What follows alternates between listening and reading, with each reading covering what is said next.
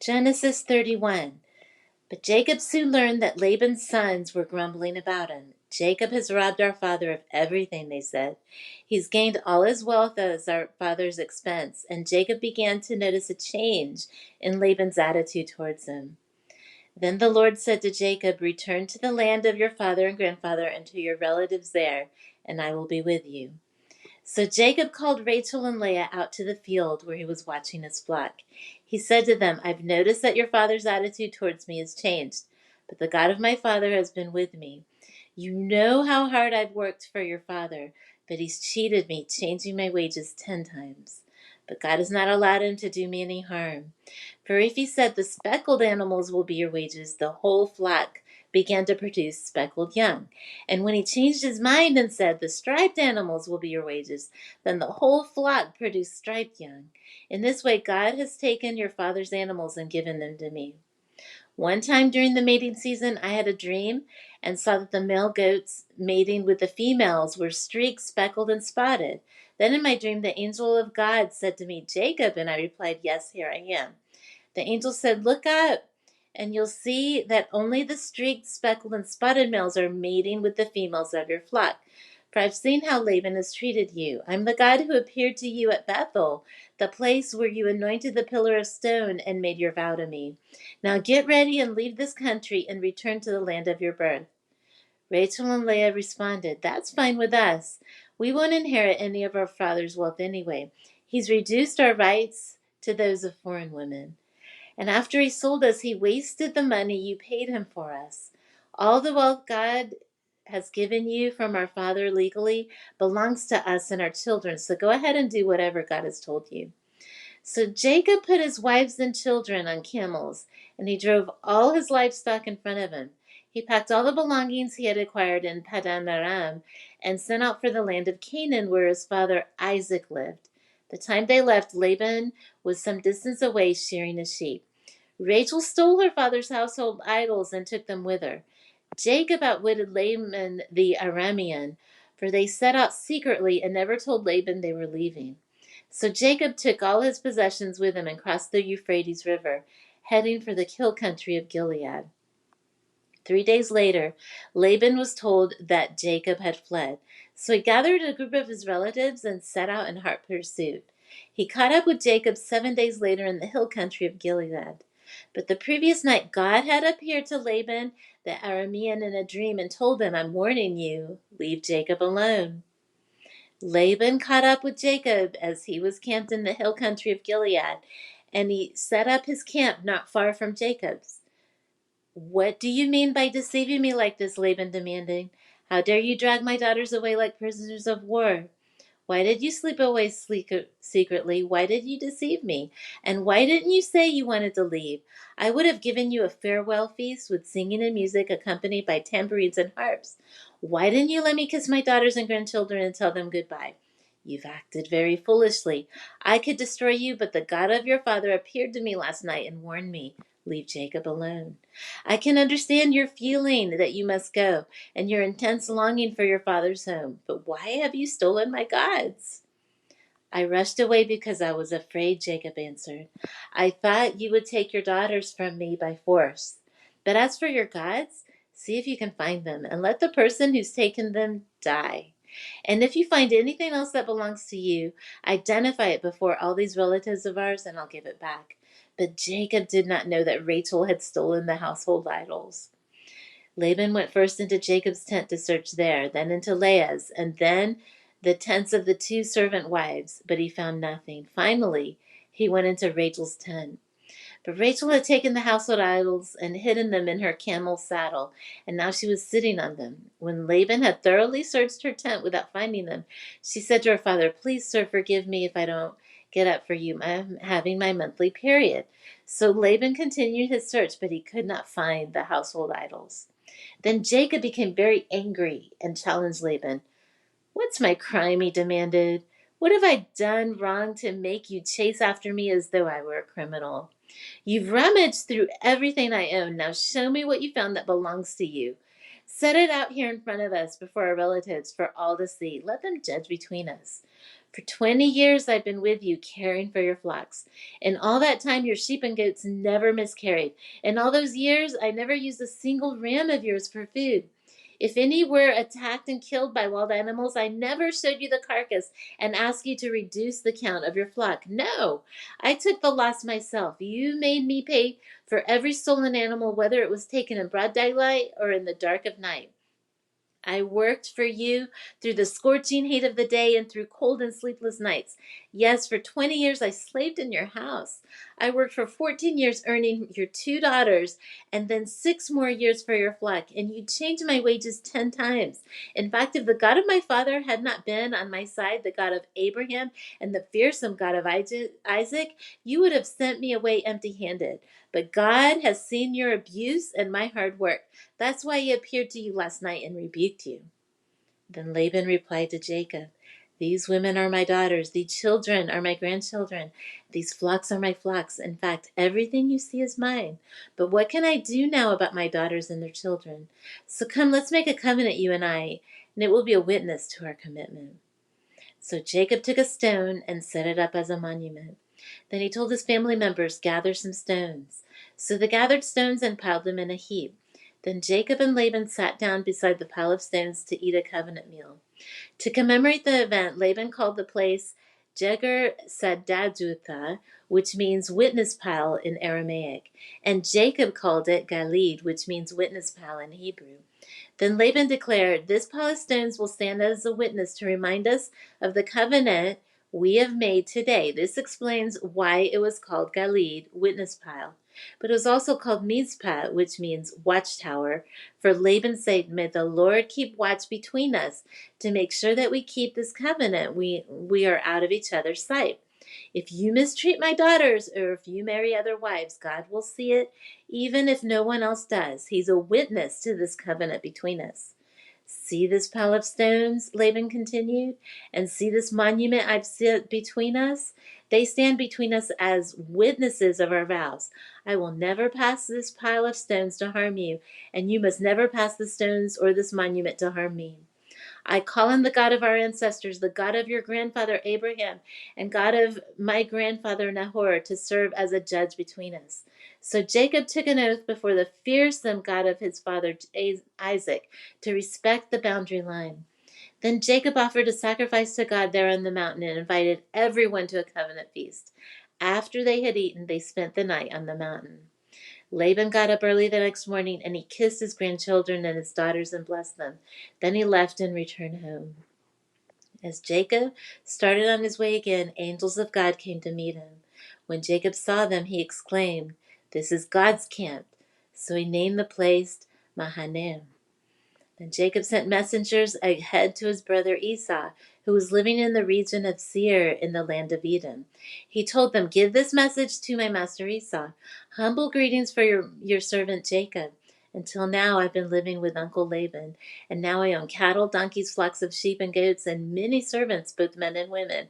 I've sent these messengers to inform my lord of my coming, hoping that you will be friendly to me. After delivering the message, the messengers returned to Jacob and reported, we met your brother Esau, and he's already on his way to meet you, with an army of 400 men. Jacob was terrified at the news.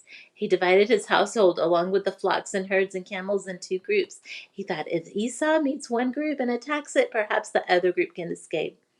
Then Jacob prayed, O God of my grandfather Abraham and God of my father Isaac, O Lord, you told me, return to your own land and to your relatives, and you promised me I will treat you kindly. I am not worthy of all the unfailing love and faithfulness you have shown me, your servant. When I left home and crossed the Jordan River, I owned nothing except a walking stick. Now my household fills 2 large camps. Oh Lord, please rescue me from the hand of my brother Esau. I am afraid that he's coming to attack me, along with my wives and children. But you promised me I will surely treat you kindly, and I will multiply your descendants until they become as numerous as the sands along the seashore, too many to count. Jacob stayed where he was for the night. Then he selected these gifts from his possessions to present to his brother Esau: 200 female goats, 20 male goats, 200 ewes, 20 rams, 30 female camels with their young, 40 cows, 10 bulls, 20 female donkeys, and 10 male donkeys. He divided these animals into herds and assigned each to different servants. Then he told his servants, "Go ahead of me with the animals, but keep some distance between the two herds." He gave these instructions to the men leading the first group. "When my brother Esau meets you, he will ask, 'Whose servants are you? Where are you going? Who owns these animals?' You must reply, 'They belong to your servant Jacob, but they're a gift for his master Esau. Look, he's coming right behind us.'" Jacob gave the same instructions to the second and third herdsmen and to all who followed behind the herds. "You must say the same thing to Esau when you meet him. And be sure to say, 'Look, your servant Jacob is right behind us.'" Jacob thought, "I'll try to appease him by sending gifts ahead of me. When I see him in person, perhaps he will be friendly to me." So the gifts were sent on ahead while Jacob himself spent the night in the camp. During the night, Jacob got up and took his two wives, his two servant wives, and his 11 sons, and crossed the Jabbok River with them. After taking them to the other side, he sent over all his possessions. This left Jacob all alone in the camp, and a man came and wrestled with him until the dawn began to break. When the man saw that he would not win the match, he touched Jacob's hip and wrenched it out of its socket. Then the man said, "Let me go, for the dawn is breaking." But Jacob said, "I will not let you go unless you bless me." "What's your name?" the man asked. He replied, "Jacob." "Your name will no longer be Jacob," the man told him. "From now on you will be called Israel, because you fought with God and with men and have won." "Please tell me your name," Jacob said. "Why do you want to know my name?" the man replied. Then he blessed Jacob there. Jacob named the place Peniel, which means face of God. For he said, "I've seen God face to face, yet my life has been spared." The sun was rising as Jacob left Peniel, and he was limping because of the injury to his hip. Even today, the people of Israel don't eat the tendon near the hip socket because of what happened that night when the man strained the tendon of Jacob's hip. Then Jacob looked up and saw Esau coming with his 400 men. So he divided the children among Leah, Rachel, and his two servant wives. He put the servant wives and their children at the front, Leah and her children next, and Rachel and Joseph last.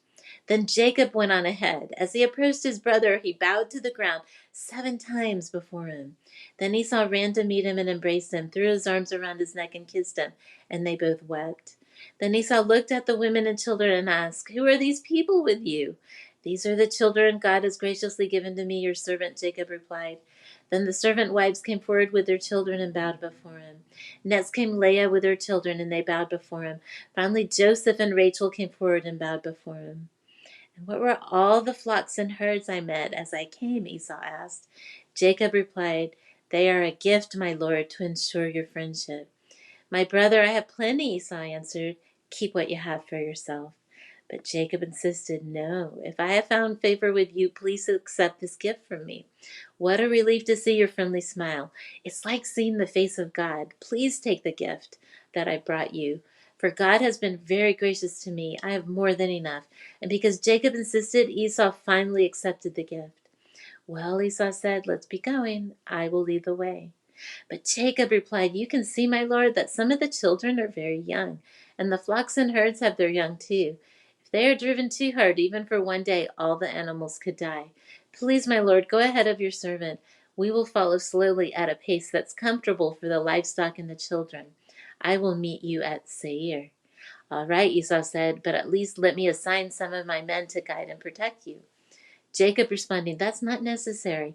It's enough that you've received me warmly, my lord." So Esau turned around and started back to Seir that same day. Jacob, on the other hand, traveled on to Succoth. There he built himself a house and made shelters for his livestock. That's why the place was named Succoth, which means shelters. Later, having traveled all the way from Padan Aram, Jacob arrived safely at the town of Shechem in the land of Canaan. There he set up camp outside the town. Jacob bought the plot of land where he camped from the family of Hamor, the father of Shechem, for 100 pieces of silver, and there he built an altar and named it El Elohe Israel. One day Dinah, the daughter of Jacob and Leah, went to visit some of the young women who lived in the area. But when the local prince Shechem, son of Hamor the Hivite, saw Dinah, he seized her and raped her. But then he fell in love with her, and he tried to win her affection with tender words. He said to his father Hamor, "Give me this young girl, I want to marry her." Soon Jacob heard that Shechem had defiled his daughter Dinah. But since his sons were out in the fields herding his livestock, he said nothing until they returned. Hamor, Shechem's father, came to discuss the matter with Jacob. Meanwhile, Jacob's son has come in from the field. As soon as they heard what had happened, they were shocked and furious that their sister had been raped. Shechem had done a disgraceful thing against Jacob's family, something that should never be done. Hamor tried to speak with Jacob and his sons. "My son Shechem is truly in love with your daughter," he said. "Please let him marry her. In fact, let's arrange other marriages too. You give us your daughters for your sons, and we will give you our daughters for your sons. And you may live among us. The land is open to you. Settle here and trade with us, and feel free to buy property in the area." Then Shechem himself spoke to Dinah's father and brothers. "Please be kind to me and let me marry her," he begged. "I will give you whatever you ask. No matter what dowry or gift you demand, I will gladly pay it. Just give me the girl as my wife." But since Shechem had defiled their sister Dinah, Jacob's sons responded deceitfully to Shechem and his father Hamor. They said to him, "We couldn't possibly allow this because you're not circumcised. It would be a disgrace for our sister to marry a man like you. But here's the solution. If every man among you will be circumcised like we are, then we will give you our daughters, and we'll take your daughters for ourselves. We will live among you and become one people. But if you don't agree to be circumcised, we will take her and be on our way." Hamor and his son Shechem agreed to their proposal. Shechem wasted no time in acting on this request, for he wanted Jacob's daughter desperately. Shechem was a highly respected member of his family, and he went with his father Hamor to present this proposal to the leaders at the town gate. "These men are our friends," they said. "Let's invite them to live here among us and trade freely. Look, the land is large enough to hold them. We can take their daughters as wives and let them marry ours. But they will consider staying here and becoming one people with us only if all our men are circumcised, just as they are. But if we do this, all their livestock and possessions will eventually be ours. Come, let's agree to their terms and let them settle here among us." So all the men in the town council agreed with Hamor and Shechem, and every male in the town was circumcised. But 3 days later, when their wounds were still sore, two of Jacob's sons, Simeon and Levi, who were Dinah's full brothers, took their swords and entered the town without opposition. Then they slaughtered every male there, including Hamor and his son Shechem. They killed them with their swords, then took Dinah from Shechem's house and returned to their camp. Meanwhile, the rest of Jacob's sons arrived. Finding the men slaughtered, they plundered the town because their sister had been defiled there. They seized all the flocks and herds and donkeys, everything they could lay their hands on, both inside the town and outside in the fields. They looted all their wealth and plundered their houses. They also took all their little children and wives and led them away as captives. Afterward, Jacob said to Simeon and Levi, "You've ruined me. You've made me stink among all the people of this land, among all the Canaanites and Perizzites. We are so few that they will join forces and crush us. I will be ruined and my entire household will be wiped out." "But why should we let him treat our sister like the prostitute?" they retorted angrily. Then God said to Jacob, "Get ready and move to Bethel and settle there. Build an altar there to the God who appeared to you when you fled from your brother Esau." So Jacob told everyone in his household, "Get rid of all your pagan idols, purify yourselves, and put on clean clothing. We are now going to Bethel, where I will build an altar to the God who answered my prayers when I was in distress. He's been with me wherever I've gone." So they gave Jacob all their pagan idols and earrings, and he buried them under the great tree near Shechem. And as they set out, a terror from God spread over the people in all the towns of that area, so no one attacked Jacob's family. Eventually, Jacob and his household arrived at Luz, also called Bethel in Canaan. Jacob built an altar there and named the place El Bethel, which means God of Bethel, because God had appeared to him there when he was fleeing from his brother Esau. Soon after this, Rebekah's old nurse, Deborah, died. She was buried beneath the oak tree in the valley below Bethel. Ever since, the tree has been called Allon Bakuth, which means oaks of weeping. Now that Jacob had returned from Padan Aram, God appeared to him again at Bethel. God blessed him, saying, "Your name is Jacob, but you will not be called Jacob any longer. From now on, your name will be Israel." So God renamed him Israel. Then God said, "I'm El Shaddai, God Almighty. Be fruitful and multiply. You will become a great nation, in even many nations. Kings will be among your descendants, and I will give you the land I once gave to Abraham and Isaac. Yes, I will give it to you and your descendants after you." Then God went up from that place where he had spoken to Jacob. Jacob set up a stone pillar to mark the place where God had spoken to him. Then he poured wine over it as an offering to God and anointed the pillar with olive oil. And Jacob named the place Bethel, which means house of God, because God had spoken to him there. Leaving Bethel, Jacob and his clan moved on towards Ephrath. But Rachel went into labor while they were still some distance away. Her labor pains were intense. After a very hard delivery, the midwife finally exclaimed, "Don't be afraid, you have another son." Rachel was about to die, but with her last breath, she named the baby Ben-Oni, which means son of my sorrow. The baby's father, however, called him Benjamin, which means son of my right hand. So Rachel died and was buried on the way to Ephrath, that is Bethlehem. Jacob set up a stone monument over Rachel's grave, and it can be seen there to this day. Then Jacob traveled on and camped beyond Migdal Eder. While he was living there, Reuben had intercourse with Bilhah, his father's concubine, and Jacob soon heard about it. These are the names of the 12 sons of Jacob. The sons of Leah were Reuben, Jacob's oldest son, Simeon, Levi, Judah, Issachar, and Zebulun. The sons of Rachel were Joseph and Benjamin. The sons of Bilhah, Rachel's servant, were Dan and Naphtali. The sons of Zilpah, Leah's servant, were Gad and Asher. These are the names of the sons who were born to Jacob at Padan Aram. So Jacob returned to his father Isaac in Mamre, which is near Kiriath Arba, now called Hebron, where Abraham and Isaac both lived as foreigners. Isaac lived for 180 years. Then he breathed his last and died at a ripe old age, joining his ancestors in death. And his sons Esau and Jacob buried him. This is the account of the descendants of Esau, also known as Edom. Esau married 2 young women from Canaan, Adah, the daughter of Elon the Hittite, and Oholibamah, the daughter of Anah and granddaughter of Zibeon the Hivite. He also married his cousin Basemath, who was the daughter of Ishmael and the sister of Nebaioth. Adah gave birth to a son named Eliphaz for Esau. Basemath gave birth to a son named Reuel. Oholibamah gave birth to the sons Jeush, Jalam, and Korah. All these sons were born to Esau in the land of Canaan. Esau took his wives, his children, and his entire household, along with his livestock and cattle, all the wealth he had acquired in the land of Canaan, and moved away from his brother Jacob. There was not enough land to support them both because of all the livestock and possessions they had acquired. So Esau, also known as Edom, settled in the hill country of Seir. This is the account of Esau's descendants, the Edomites, who lived in the hill country of Seir. These are the names of Esau's son, Eliphaz, the son of Esau's wife Adah, and Reuel, son of Esau's wife Basemath. The descendants of Eliphaz were Teman, Omar, Zepho, Gatam, and Kenaz. Timnah, the concubine of Esau's son Eliphaz, gave birth to a son named Amalek. These are the descendants of Esau's wife Adah. The descendants of Reuel were Nahath, Zerah, Shammah, and Mizah. These are the descendants of Esau's wife Basemath. Esau also had sons through Oholibamah, the daughter of Anah and granddaughter of Zibeon. Their names were Jeush, Jalam, and Korah. These are the descendants of Esau who became the leaders of various clans. The descendants of Esau's oldest son, Eliphaz, became the leaders of the clans of Teman, Omar, Zepho, Kenaz, Korah, Gatam, and Amalek.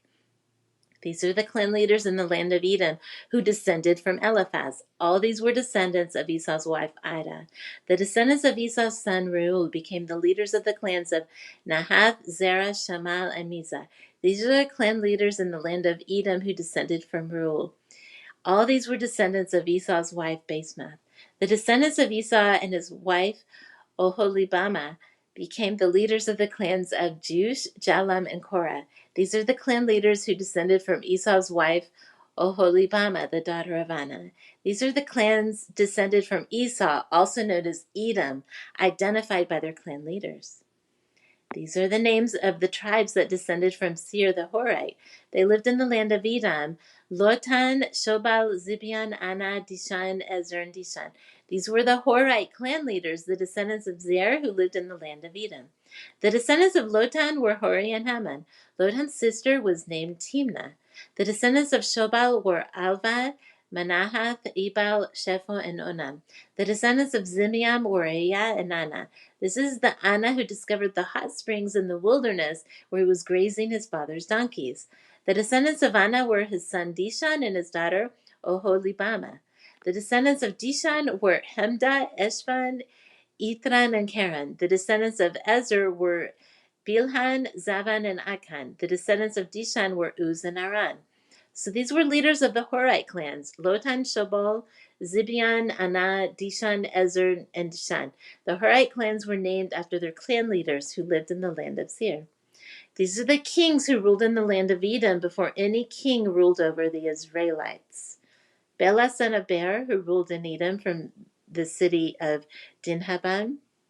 When Bela died, Jobab, son of Zerah from Bozrah, became king in his place. When Jobab died, Husham from the land of the Timonites became king in his place. When Husham died, Hadad, son of Bedad, became king in his place and ruled from the city of Aviv. He was the one who defeated the Midianites in the land of Moab. When Hadad died, Samlah from the city of Masrekah became king in his place. When Samlah died, Shaul from the city of Rehoboth on the river became king in his place. When Shaul died, Baal-Hanan, son of Akbor, became king in his place. When Baal-Hassan, son of Akbor, died, Hadad became king in his place and ruled from the city of Pau.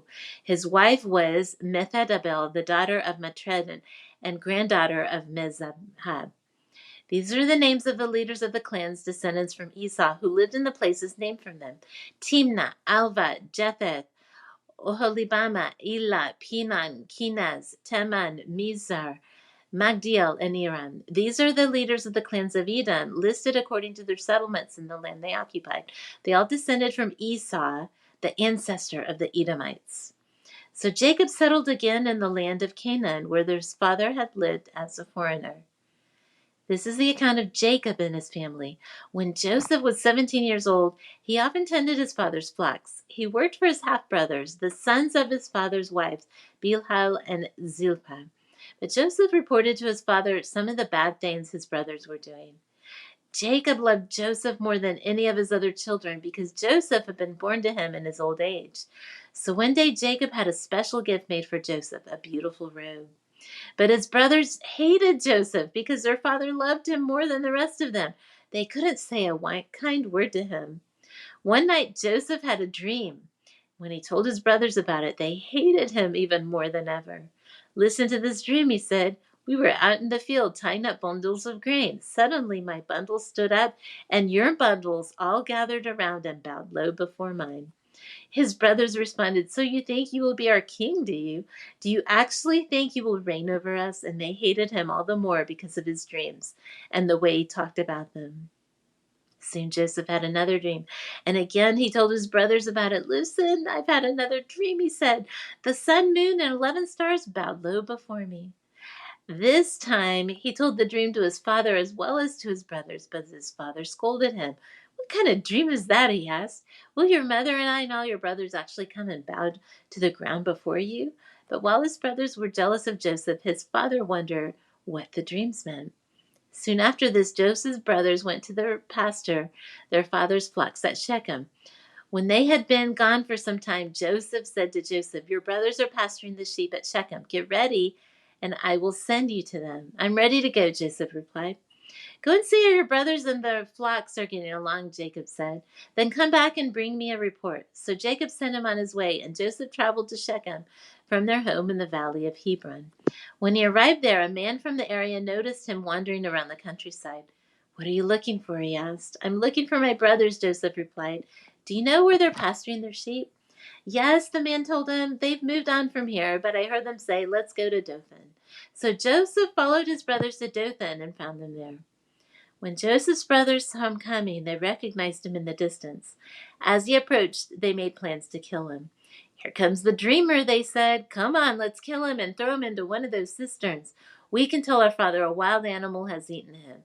Then we'll see what becomes of his dreams." But when Reuben heard of their scheme, he came to Joseph's rescue. "Let's not kill him," he said. Why should we shed any blood? Let's just throw him into this empty cistern here in the wilderness. Then he'll die without our laying a hand on him." Reuben was secretly planning to rescue Joseph and return him to his father. So when Joseph arrived, his brothers ripped off the beautiful robe he was wearing. Then they grabbed him and threw him into the cistern. Now the cistern was empty. There was no water in it. Then just as they were sitting down to eat, they looked up and saw a caravan of camels in the distance coming towards them. It was a group of Ishmaelite traders taking a load of gum, balm, and aromatic resin from Gilead down to Egypt. Judah said to his brothers, "What will we gain by killing our brother? We'd have to cover up the crime. Instead of hurting him, let's sell him to the Ishmaelite traders. After all, he's our brother, our own flesh and blood." And his brothers agreed. So when the Ishmaelites, who were Midianite traders, came by, Joseph's brothers pulled him out of the cistern and sold him to them for 20 pieces of silver, and the traders took him to Egypt. Sometime later, Reuben returned to get Joseph out of the cistern. When he discovered that Joseph has gone missing, he tore his clothes in grief. Then he went back to his brothers and lamented, "The boy's gone. What will I do now?" Then the brothers killed a young goat and dipped Joseph's robe in his blood. They sent the beautiful robe to the father with this message: "Look at what we found. Doesn't this robe belong to your son?" Their father recognized it immediately. "Yes," he said, "it's my son's robe. A wild animal must have eaten him. Joseph has clearly been torn to pieces." Then Jacob tore his clothes and dressed himself in burlap. He mourned deeply for his son for a long time. His family all tried to comfort him, but he refused to be comforted. "I will go to my grave mourning for my son," he would say, and then he would weep. Meanwhile, the Midianite traders arrived in Egypt, where they sold Egypt to Potiphar, an officer of Pharaoh, the king of Egypt. Potiphar was captain of the palace guard. About this time, Judah left home and moved to Adullam, where he stayed with a man named Hira. There he saw a Canaanite woman, the daughter of Shua, and he married her. When he slept with her, she became pregnant and gave birth to a son, and he named the boy Er. Then she became pregnant again and gave birth to another son, and she named him Onan. And when she gave birth to the third son, she named him Shelah. At the time of Shelah's birth, they were living in Kazib. In the course of time, Judah arranged for his firstborn son, Er, to marry a young woman named Tamar. But Er was a wicked man in the Lord's sight, so the Lord took his life. Then Judah said to Er's brother Onan, "Go and marry Tamar, as our law requires of the brother of a man who has died. You must produce a heir for your brother." But Onan was not willing to have a child who would not be his own heir. So whenever he had intercourse with his brother's wife, he spilled the semen on the ground. This prevented her from having a child who would belong to his brother. But the Lord considered it evil for Onan to deny a child to his dead brother, so the Lord took Onan's life too. Then Judah said to Tamar, his daughter-in-law, "Go back to your parents' home and remain a widow until my son Shelah is old enough to marry you." But Judah didn't really intend to do this because he was afraid Shelah would also die like his two brothers. So Tamar went back to live in her father's home. Some years later, Judah's wife died. After the time of mourning was over, Judah and his friend Hira, the Adullamite, went up to Timnah to supervise the shearing of his sheep. Someone told Tamar, "Look, your father-in-law is going up to Timnah to shear his sheep." Tamar was aware that Shelah had grown up, but no arrangements had been made for her to come and marry him. So she changed out her widow's clothing and covered herself with a veil to disguise herself. Then she sat beside the road at the entrance to the village of Enam, which is on the road to Timnah. Judah noticed her and thought she was a prostitute, since she had covered her face. So he stopped and propositioned her. "Let me have sex with you," he said, not realizing that she was his own daughter-in-law. "How much will you pay to have sex with me?" Tamar asked. "I'll send you a young goat for my flock," Judah promised. "But what will you give me to guarantee that you will send the goat?" she asked. "What kind of guarantee do you want?" he replied. She answered, "Leave me your identification seal and its cord and the walking stick you're carrying." So Judah gave them to her. Then he had intercourse with her and she became pregnant. Afterwards she went back home, took off her veil, and put on her widow's clothing as usual. Later, Judah asked his friend Hira the Adullamite to take the young goat to the woman and to pick up the things he had given her as his guarantee. But Hira couldn't find her. So he asked the men who lived there, "Where can I find the shrine prostitute who is sitting beside the road at the entrance to Enam?" We've never had a shrine prostitute here, they replied. So Hira returned to Judah and told them I couldn't find her anywhere, and the men of the village claimed they've never had a shrine prostitute there. Then let her keep the things I gave her, Jesus said. I sent the young goat as we agreed, but you couldn't find her. Would be the laughingstock of the village if we went back again to look for her.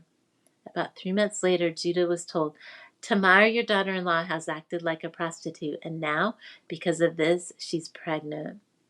Bring her out and let her be burned, Judah demanded. But as they were taking her out to kill her, she sent this message to her father-in-law. The man who owns these things made me pregnant. Look closely. Whose seal and cord and walking stick are these?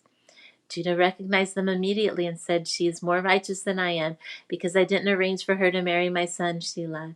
And Judah never slept with Tamar again. When the time came for Tamar to give birth, it was discovered that she was carrying twins. While she was in labor, one of the babies reached out his hand. The midwife grabbed it and tied a scarlet string around the child's wrist, announcing, This one came out first. But then he pulled back his hand, and out came his brother. What? The midwife exclaimed. How did you break out first? So his name was Perez. Then the baby with the scarlet string on his wrist was born, and he was named Zerah. When Joseph was taken to Egypt by the Ishmaelite traders, he was purchased by Potiphar, an Egyptian officer. Potiphar was captain of the guard for Pharaoh, the king of Egypt.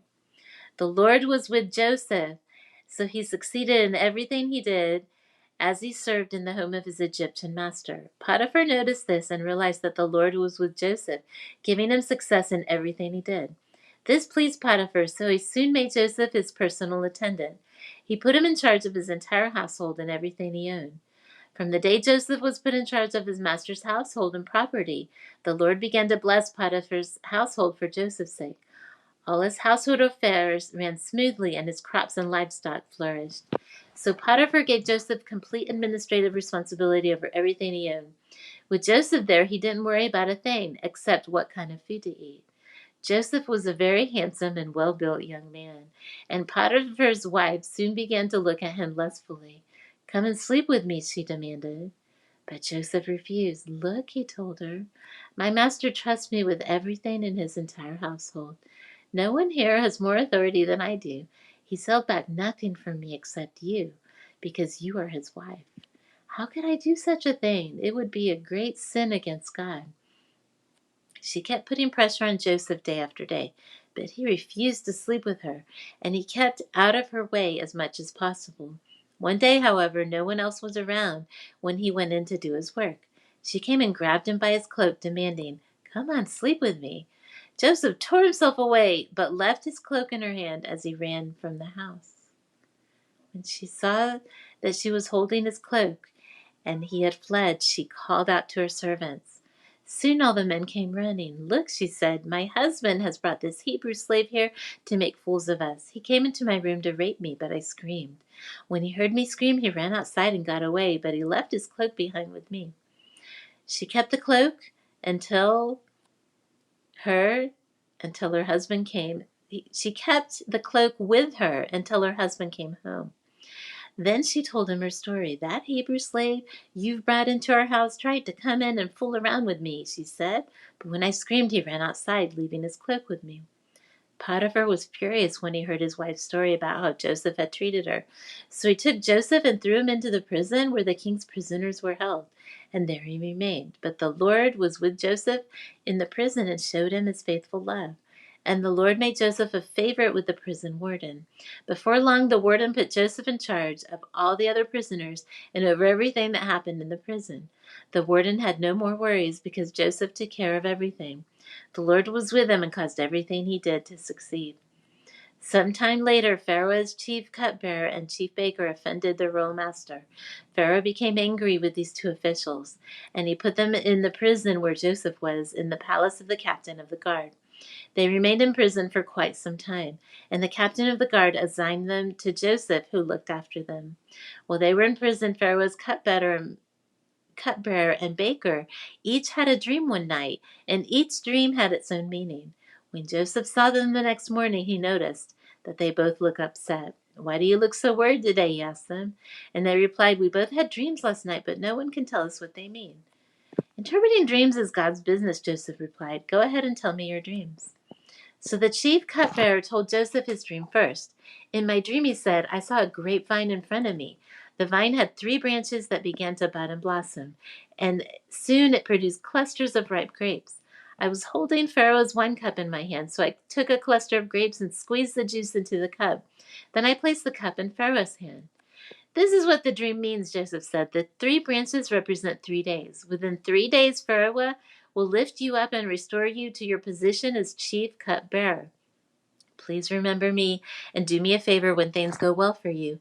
Mention me to Pharaoh so he might let me out of this place, for I was kidnapped from my homeland, the land of the Hebrews, and now I'm here in prison.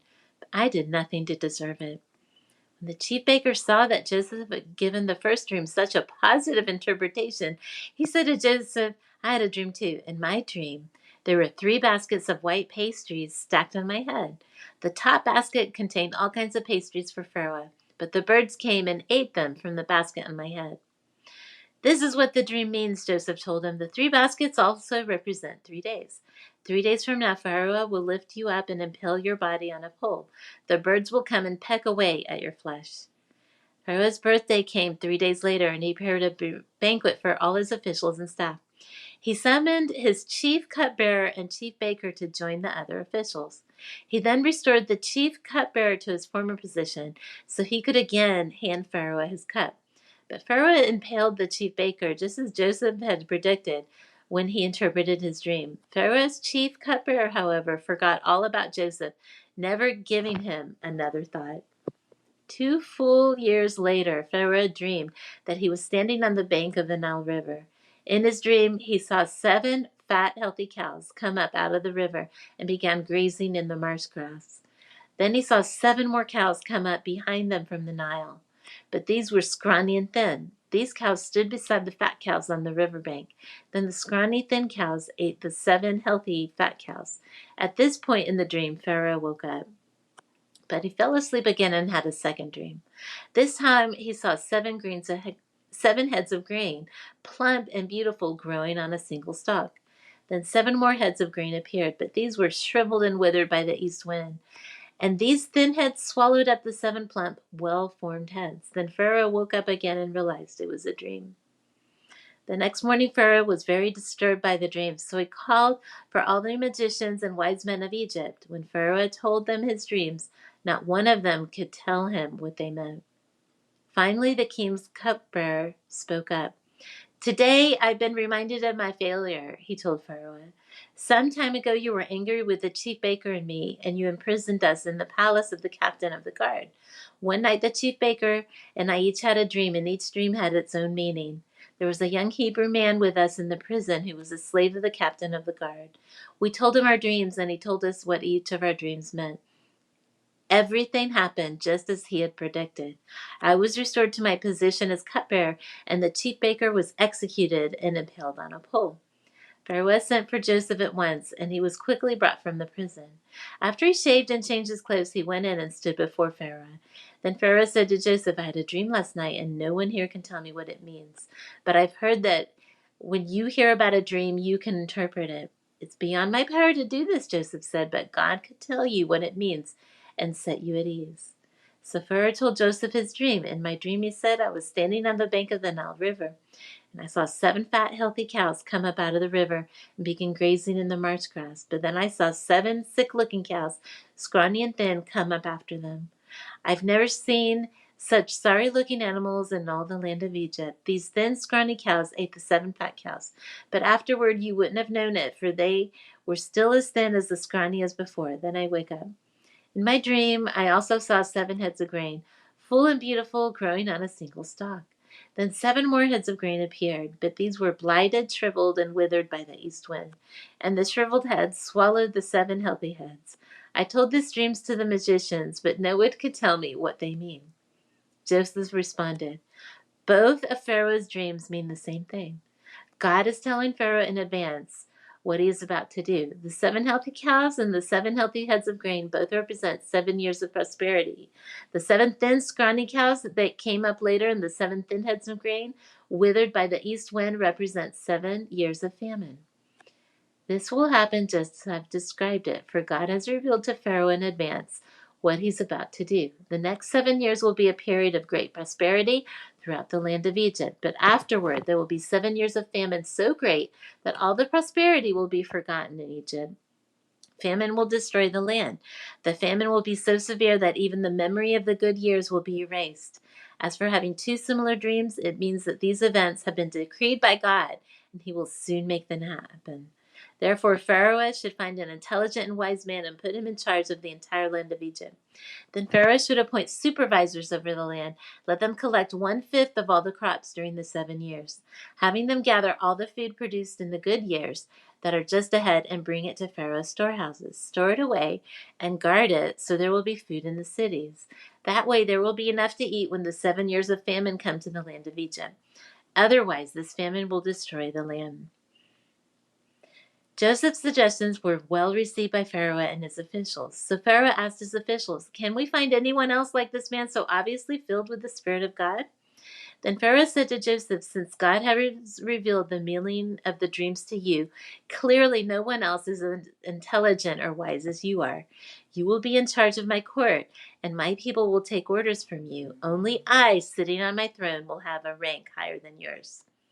Pharaoh said to Joseph, "I hereby put you in charge of the entire land of Egypt." Then Pharaoh removed his signet ring from his hand and placed it on Joseph's finger. He dressed him in fine linen clothing and hung a gold chain around his neck. Then he had Joseph ride in the chariot reserved for his second in command. And wherever Joseph went, the command was shouted, "Kneel down."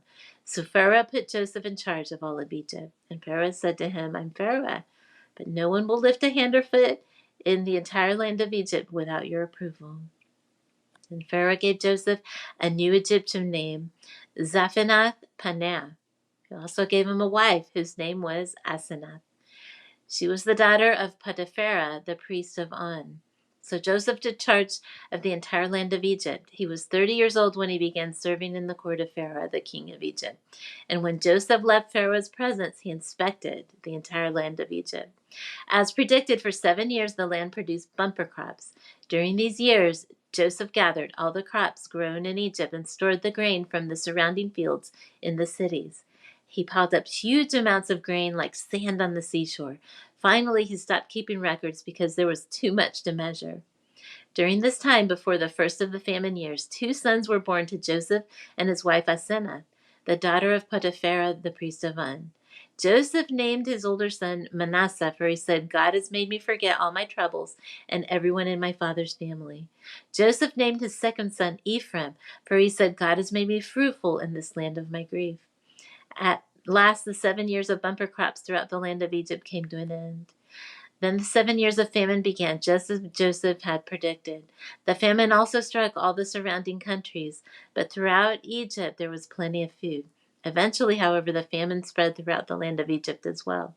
And when the people cry out to Pharaoh for food, he told them, "Go to Joseph and do whatever he tells you." So, with severe famine everywhere, Joseph opened up the storehouses and distributed grain to the Egyptians, for the famine was severe throughout the land of Egypt. And people from all around came to Egypt to buy grain from Joseph because the famine was severe throughout the world. When Jacob heard the grain was available in Egypt, he said to his sons, "Why are you standing around looking at one another?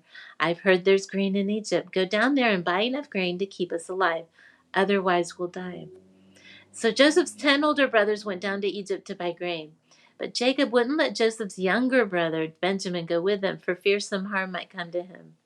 So Jacob's sons arrived in Egypt along with others to buy food, for the famine was in Canaan as well.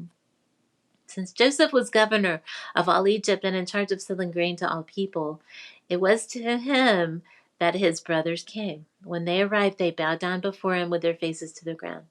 Joseph recognized his brothers instantly, but he pretended to be a stranger and spoke harshly to them. "Where are you from?" he demanded. "From the land of Canaan," they replied. "We've come to buy food." Although Joseph recognized his brothers, they didn't recognize him. And he remembered the dreams he'd had about them many years before. He said to them, "You are spies. You've come to see how vulnerable our land has become." "No, my lord," they exclaimed. "Your servants have simply come to buy food. We're all brothers, members of the same family. We're honest men, sir. We're not spies." Yes, you are, Joseph insisted. You've come to see how vulnerable our land has become.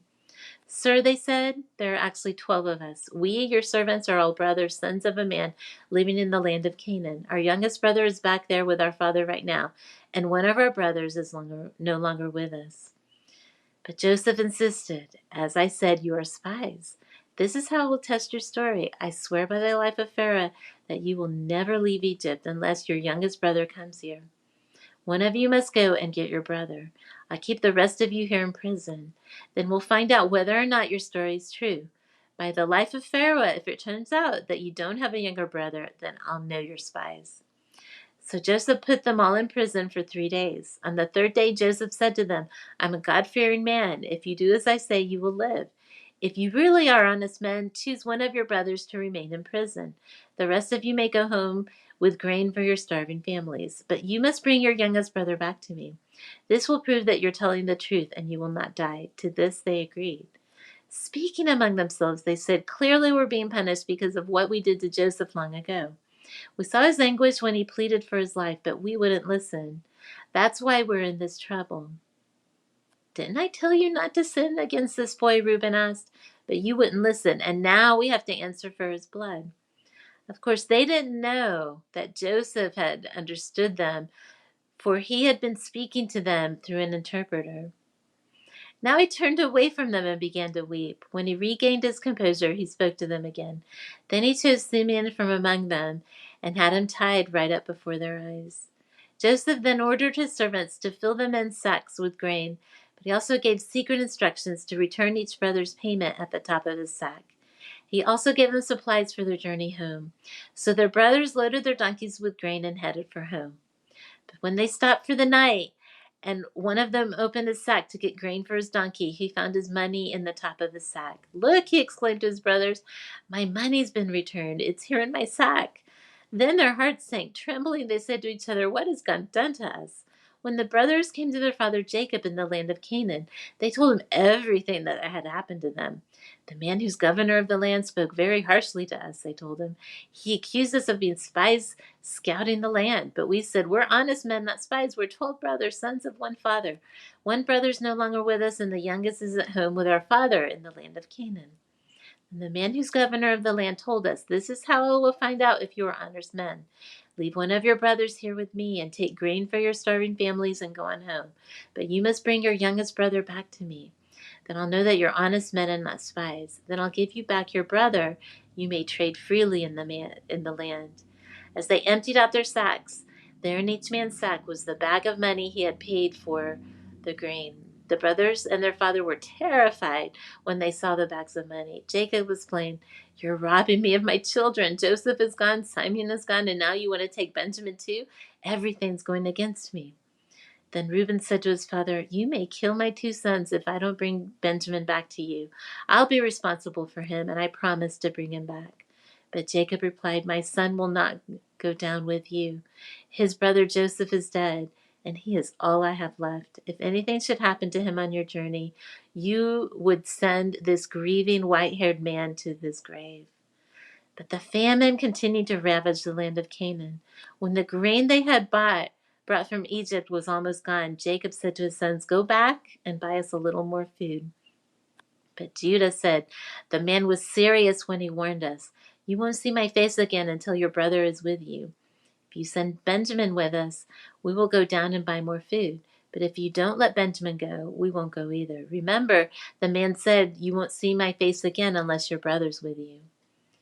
Why were you so cruel to me? Jacob moaned. Why did you tell me you had another brother? Tell him you had another brother. The man kept asking us questions about our family, they replied. He asked, is your father still alive? Do you have another brother? So we answered his questions. How could we know? He would say, bring your brother down here. Judah said to his father, send the boy with me, and we will be on our way. Otherwise, we will all die of starvation. Not only we, but you and your little ones. I personally guarantee his safety. You may hold me responsible if I don't bring him back to you. Then let me bear the blame forever. If we hadn't wasted all this time, we could have gone and returned twice by now. So their father Jacob finally said to them, If it can't be avoided, then at least do this. Pack your bags with the best products of the land. Take them down to the man as gifts: balm, honey, gum, aromatic resin, pistachio nuts, and almonds. Also take double the money that was put back in your sacks, as it was probably someone's mistake. And take your brother and go back to the man. May God Almighty give you mercy as you go before the man, so that he will release Simon and let Benjamin return. But if I must lose my children, so be it. So the men packed Jacob's gifts, and double the money was headed off with Benjamin. They finally arrived in Egypt and presented themselves to Joseph. Then Joseph saw Benjamin with them. He said to the manager of his household, "These men will eat with me this noon. Take them inside the palace, then go slaughter an animal and prepare a big feast." So the man did as Joseph told him and took them into Joseph's palace. The brothers were terrified when they saw that they were being taken into Joseph's house. "It's because of the money someone put in our sacks last time we were here," they said. "He plans to pretend that we stole it. Then he will seize us, make us slaves, and take our donkeys." The brothers approached the manager of Joseph's household and spoke to him at the entrance of the palace. "Sir," they said, "we came to Egypt once before to buy food, but as we were returning home, we stopped for the night and opened our sacks. Then we discovered that each man's money, the exact amount paid, was in the top of his sack. Here it is. We brought it back with us. We also have additional money to buy more food. We have no idea who put our money in our sacks." "Relax, don't be afraid," the household manager told him. "Your God, the God of your father, must have put this treasure into your sacks. I know I received your payment." Then he released Simeon and brought him out to them. The manager then led the men into Joseph's palace. He gave them water to wash their feet and provided food for their donkeys. They were told they would be eating there, so they prepared their gifts for Joseph's arrival at noon.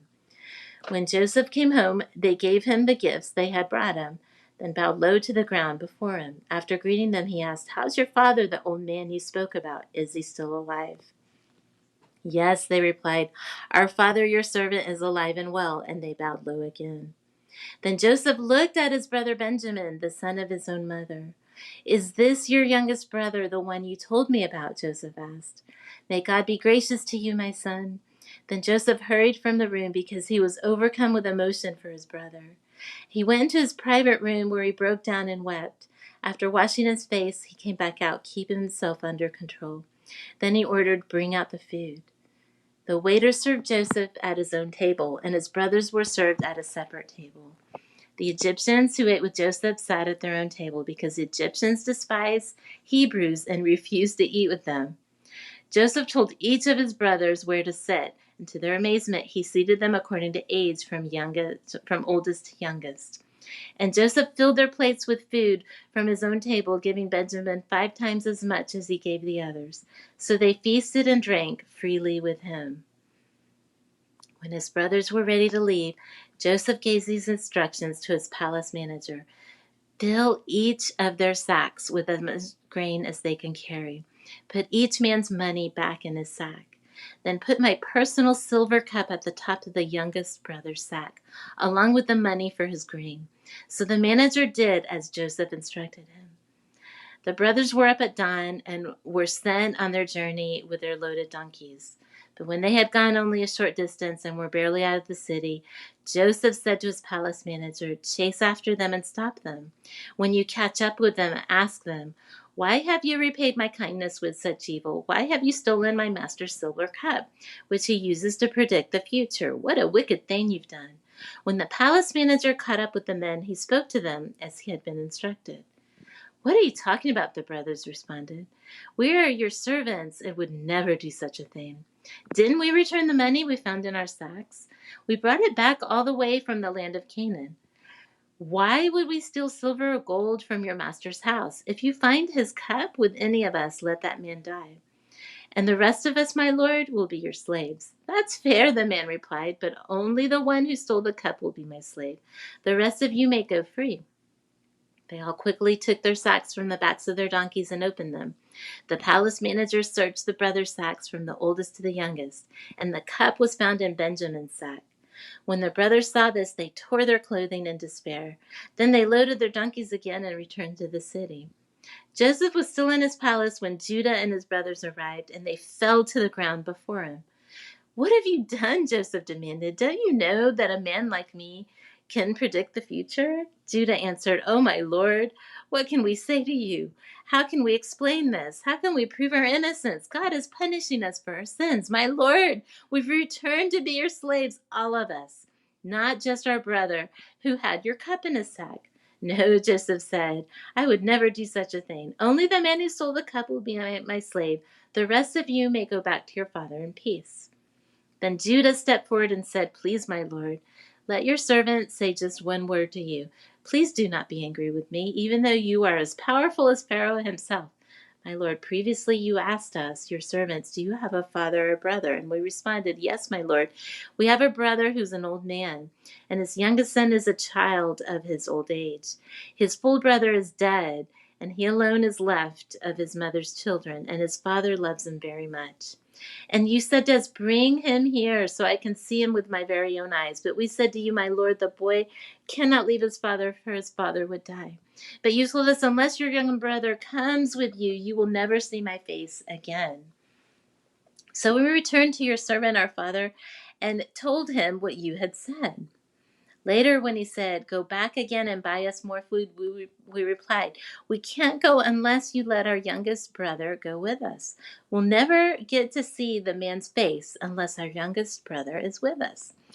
Then my father said to us, as you know, my wife had 2 sons, and one of them went away and never returned. Doubtless, he was torn to pieces by some wild animal. I have never seen him since. Now, if you take his brother away from me, and any harm comes to him, you will send this grieving white-haired man to his grave. And now, my lord, I cannot go back to my father without the boy. Our father's life is bound up in this boy's life. If he sees that the boy is not with us, our father will die. We, your servants, will indeed be responsible for sending that grieving, white-haired man to his grave. My lord, I guarantee to my father that I would take care of the boy. I told him, if I don't bring him back to you, I will bear the blame forever. So please, my lord, let me stay here as a slave instead of the boy, and let the boy return with his brothers. For how can I return to my father if the boy's not with me? I couldn't bear to see the anguish this would cause my father." Joseph couldn't stand it any longer. There were many people in the room, and he said to his attendants, "Out, all of you." So he was alone with his brothers when he told them who he was. Then he broke down and wept. He wept so loudly the Egyptians could hear him, and word of it quickly carried to Pharaoh's palace. "I'm Joseph," he said to his brothers. "Is my father still alive?" But his brothers were speechless. They were stunned to realize that Joseph was standing there in front of them. "Please come closer," he said to them. So they came closer, and he said again, "I'm Joseph, your brother, whom you sold into slavery in Egypt. But don't be upset and don't be angry with yourselves for selling me to this place. It was God who sent me here ahead of you to preserve your lives. This famine that's ravaged the land for 2 years will last 5 more years. There will be neither plowing nor harvesting. God has sent me ahead of you to keep you and your families alive and to preserve many survivors. So it was God who sent me here, not you. He's the one who made me an advisor to Pharaoh, the manager of his entire palace and the governor of all Egypt. Now hurry back to my father and tell him, this is what your son Joseph said. God has made me master of all the land of Egypt, so come down to me immediately. You can live in the region of Goshen, where you can be near me with all your children and grandchildren, your flocks and herds, and everything you own. I will take care of you there. For there are still 5 years of famine ahead of us. Otherwise, you, your household, and all your animals will starve." Then Joseph added, "Look, you can see for yourselves, and so can my brother Benjamin, that I really am Joseph. Go tell my father of my honored position here in Egypt. Describe for him everything you've seen, and then bring my father here quickly." Weeping with joy, he embraced Benjamin, and Benjamin did the same. Then Joseph kissed each of his brothers and wept over them, and after that they began talking freely with him. The news soon reached Pharaoh's palace. Joseph's brothers have arrived. Pharaoh and his officials were all delighted to hear this. Pharaoh said to Joseph, "Tell your brothers, this is what you must do. Load your pack animals and hurry back to the land of Canaan. Then get your father and all of your families and return here to me. I will give you the very best land in Egypt, and you will eat from the best that the land produces." Then Pharaoh said to Joseph, "Tell your brothers, take wagons from the land of Egypt to carry little children and your wives, and bring your father here. Don't worry about your personal belongings, for the best of all the land of Egypt is yours." So the sons of Jacob did as they were told. Joseph provided them with wagons as Pharaoh had commanded, and he gave them supplies for the journey. And he gave each of them new clothes, but to Benjamin he gave 5 changes of clothes and 300 pieces of silver. He also sent his father 10 male donkeys loaded with the finest products of Egypt, and 10 female donkeys loaded with grain and bread and all other supplies he would need on his journey. So Joseph sent his brothers off, and as they left, he called after them, "Don't quarrel about all this along the way." And they left Egypt and returned to their father Jacob in the land of Canaan. "Joseph is still alive," they told him, "and he's governor of all the land of Egypt." Jacob was stunned at the news. He couldn't believe it. But when they repeated this to Jacob, everything Joseph had told them, and when he saw the wagons Joseph had sent to carry him, their father's spirit revived. Then Jacob exclaimed, "It must be true. My son Joseph is alive. I must go and see him before I die." So Jacob set out for Egypt with all his possessions. And when he had come to Beersheba, he offered sacrifices to the God of his father Isaac. During the night, God spoke to him in a vision. "Jacob, Jacob," he called. "Here I am," Jacob replied. "I am God, the God of your father," the voice said. "Do not be afraid to go down to Egypt, for there I will make your family into a great nation. I will go with you down to Egypt, and I will bring you back again. You will die in Egypt, but Joseph will be with you to close your eyes." So Jacob left Beersheba, and his sons took him to Egypt. They carried him and their little ones and their wives in the wagons Pharaoh had provided for them. They also took all their livestock and all the personal belongings that he acquired in the land of Canaan. So Jacob and his entire family went to Egypt, sons and grandsons, daughters and granddaughters, all his descendants. These were the names of the descendants of Israel, the sons of Jacob who went to Egypt. Reuben was Jacob's oldest son. The sons of Reuben were Hanak, Palu, Hezron, and Carmi. The sons of Simeon were Jemuel, Jamin, Ohad, Jachin, Zohar, and Shaul. Shaul's mother was a Canaanite woman. The sons of Levi were Gershon, Kohath, and Merari. The sons of Judah were Onan, Shelah, Perez, and Zerah, though Er and Onan had died in the land of Canaan. The sons of Perez were Hezron and Hamul. The sons of Issachar were Tola, Puah, Jahub, and Shimron. The sons of Zebulun were Sered, Elon, and Jalil. These were the sons of Leah and Jacob, who were born in Paddan Aram in addition to their daughter Dinah. The number of Jacob's descendants, male and female, through Leah was 33. The sons of Gad were Zephon, Haggai, Shuni, Ezbon, Eri, Arodi, and Areli. The sons of Asher were Imnah, Ishvi, and Beriah. Their sister was Sarah. Beriah's sons were Heber and Malkiel. These were the sons of Zilpah, the servant given to Leah by her father Laban. The number of Jacob's descendants through Zilpah was 16. The son of Jacob's wife Rachel were Joseph and Benjamin. Joseph's sons born in the land of Egypt were Manasseh and Ephraim. Their mother was Asenath, daughter of Potipharah, the priest of On. Benjamin's sons were Bela, Becher, Ashbel, Gera, Naaman, Ehi, Rosh, Mupin, Hupin, and Ard. These were the sons of Rachel and Jacob. The number of Jacob's descendants through Rachel was 14. The son of Dan was Hushim. The sons of Naphtali were Jashzeel, Guni, Jezer, and Shalem. These were the sons of Bela, the servant given to Rachel by her father Laban. The number of Jacob's descendants through Bela was 7. The total number of Jacob's direct descendants who went with him to Egypt, not counting the sons' wives, was 66. In addition, Joseph had 2 sons who were born in Egypt. So altogether there were 70 members of Jacob's family in the land of Egypt. As they neared their destination, Jacob sent Judah ahead to meet Joseph to get directions to the region of Goshen. When they finally arrived there, Joseph prepared his chariot and traveled to Goshen to meet his father Jacob. When Joseph arrived, he embraced his father and wept, holding him for a long time. Finally, Jacob said to Joseph, "Now I'm ready to die since I've seen your face again and know you're still alive." Joseph said to his brothers and to his father's entire family, I will go to Pharaoh and tell him, my brothers and my father's entire family have come to me from the land of Canaan. These men are shepherds, and they raise livestock. They've brought with them their flocks and herds and everything they own. Then he said, when Pharaoh calls for you and asks you about your occupation, you must tell him, we, your servants, have raised livestock all our lives, as our ancestors have always done. When you tell him this, he will let you live here in the land of Goshen, for the Egyptians despise shepherds. Then Joseph went to see Pharaoh and told him, my father and my brothers have arrived from the land of Canaan. They've come with all their flocks, herds, and possessions, and they are now in the region of Goshen. Joseph took 5 of his brothers with him and presented them to Pharaoh. And Pharaoh asked the brothers, what is your occupation? They replied, we, your servants, are shepherds, just like our ancestors. We've come to live here in Egypt for a while, but there's no pasture for our flocks in Canaan.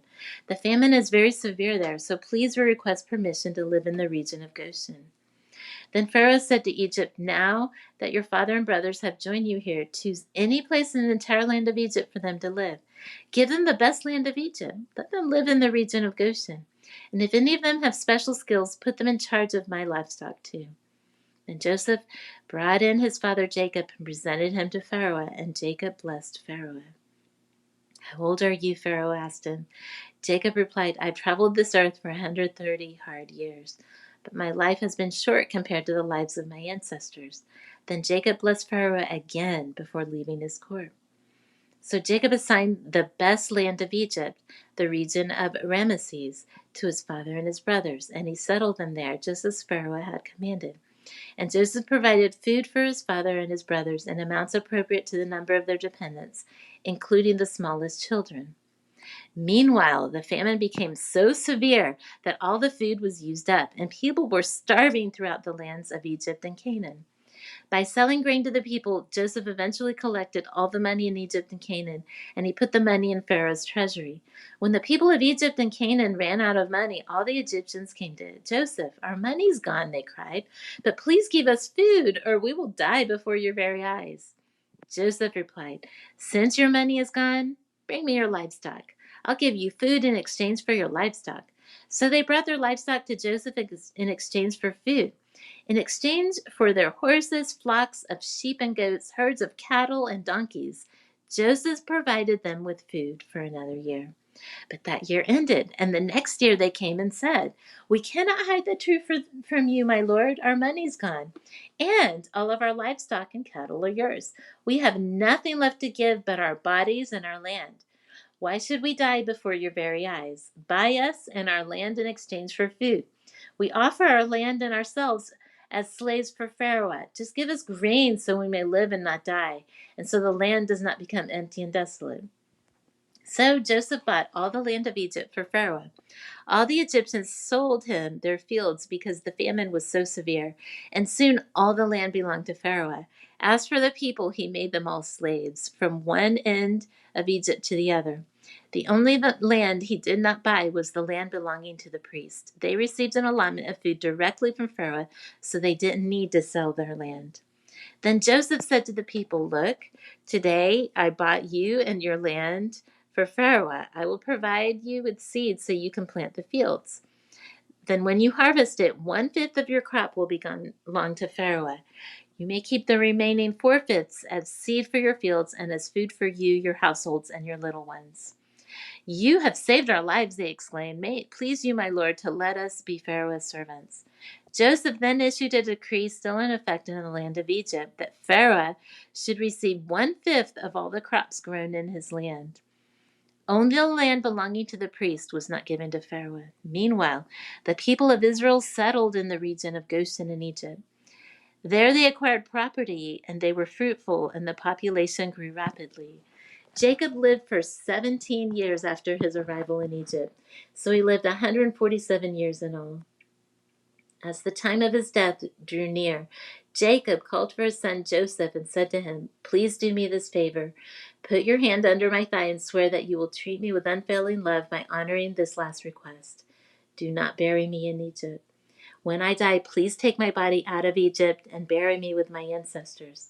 So Joseph promised, I will do as you ask. Swear that you will do it, Jacob insisted. So Joseph gave his oath, and Jacob bowed humbly at the head of his bed. One day, not long after this, word came to Joseph, your father is failing rapidly. So Joseph went to visit his father, and he took with him his two sons, Manasseh and Ephraim. When Joseph arrived, Jacob was told, your son Joseph has come to see you. So Jacob gathered his strength and sat up in his bed. Jacob said to Joseph, God Almighty appeared to me at Luz in the land of Canaan and blessed me. He said to me, I will make you fruitful, and I will multiply your descendants. I will make you a multitude of nations, and I will give you this land of Canaan to your descendants after you as an everlasting possession. Now I'm claiming as my own sons these two boys of yours, Ephraim and Manasseh, who were born here in the land of Egypt before I arrived.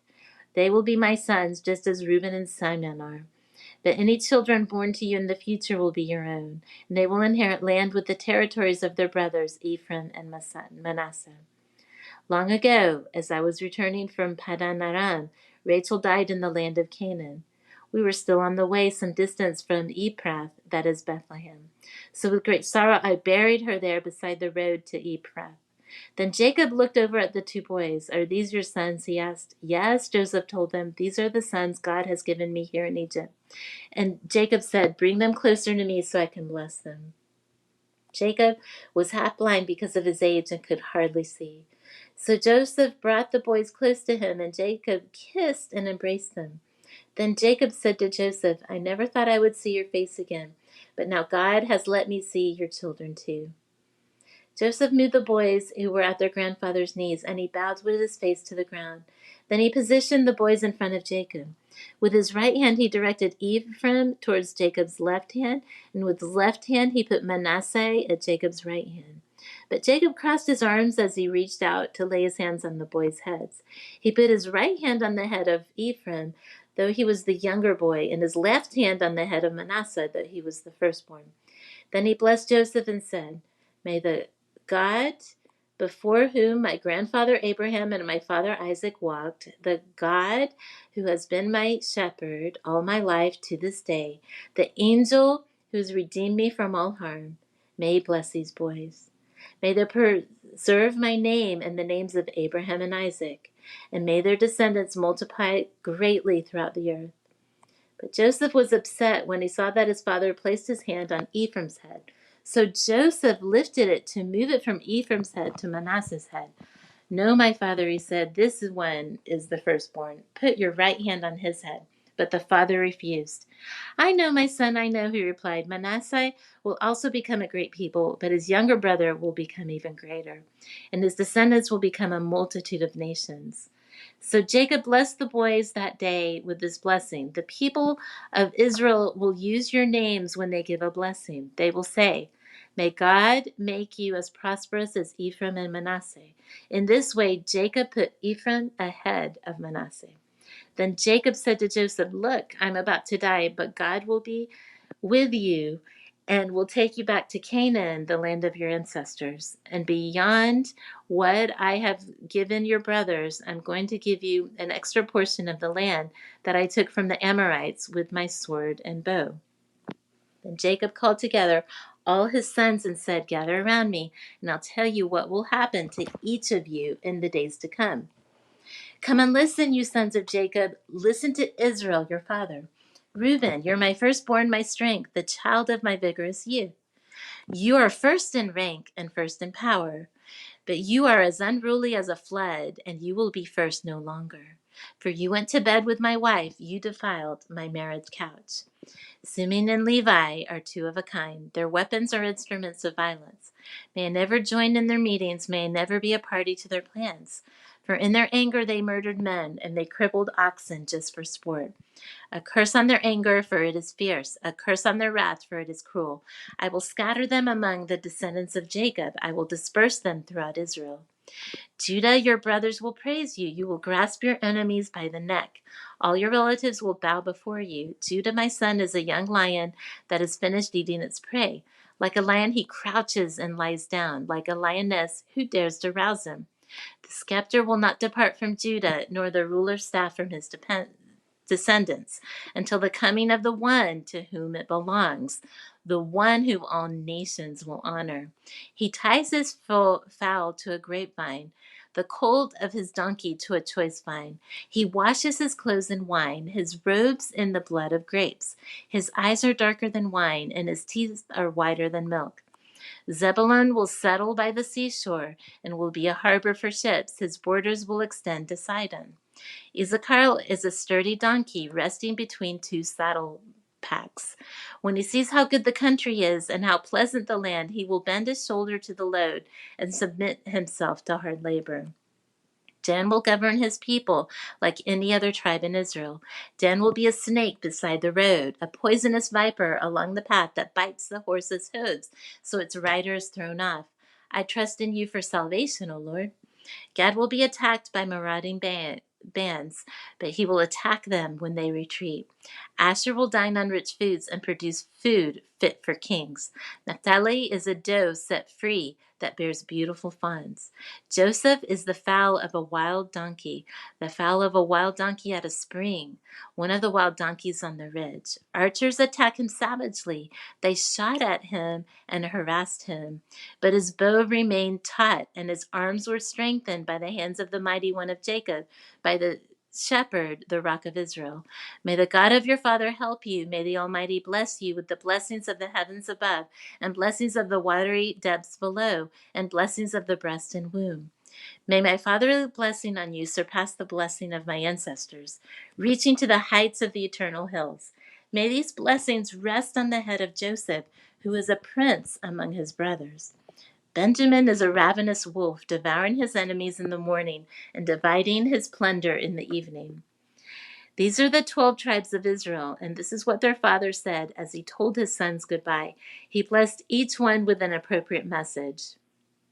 Then Jacob instructed them, "Soon I will die and join my ancestors. Bury me with my father and grandfather in the cave in the field of Ephron the Hittite.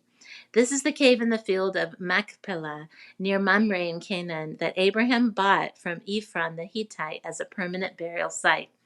There Abraham and his wife Sarah are buried. There Isaac and his wife Rebekah are buried. And there I buried Leah. It is the plot of land and the cave that my grandfather Abraham bought from the Hittites." When Jacob had finished this charge to his sons, he drew his feet into the bed, breathed his last, and joined his ancestors in death. Joseph threw himself on his father and wept over him and kissed him. Then Joseph told the physicians who served him to embalm his father's body, so Jacob was embalmed. The embalming process took the usual 40 days, and the Egyptians mourned his death for 70 days. When the period of mourning was over, Joseph approached Pharaoh's advisors and said, "Please do me this favor and speak to Pharaoh on my behalf. Tell him that my father made me swear an oath. He said to me, 'Listen, I'm about to die. Take my body back to the land of Canaan and bury me in the tomb I prepared for myself. So please allow me to go and bury my father. After his burial, I will return without delay.'" Pharaoh agreed to Joseph's request. "Go and bury your father as he made you promised," he said. So Joseph went up to bury his father. He was accompanied by all of Pharaoh's officials, all the senior members of Pharaoh's household, and all the senior officers of Egypt. Joseph also took his entire household and his brothers and their households. But they left their little children and flocks and herds in the land of Goshen.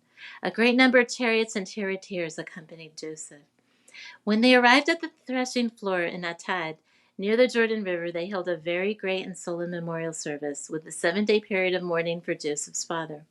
The local residents, the Canaanites, watched them mourning at the threshing floor of Atad.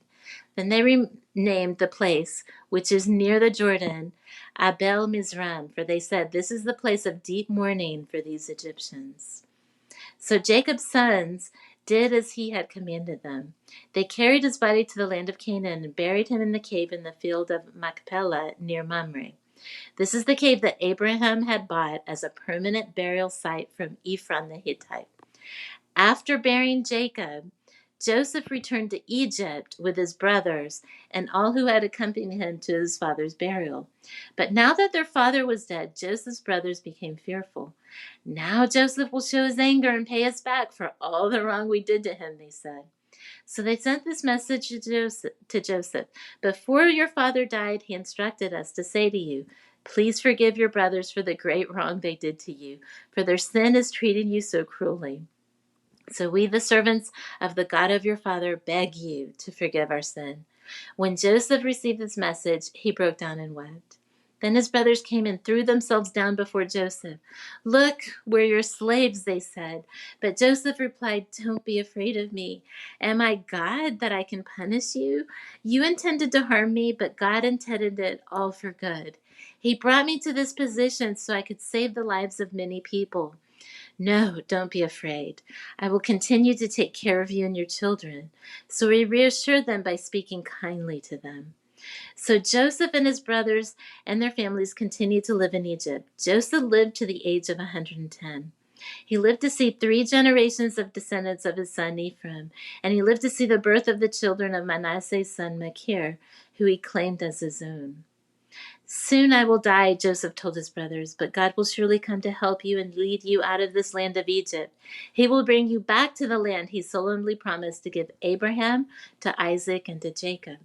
Then Joseph made the sons of Israel swear an oath, and he said, when God comes to help you and lead you back, you must take my bones with you.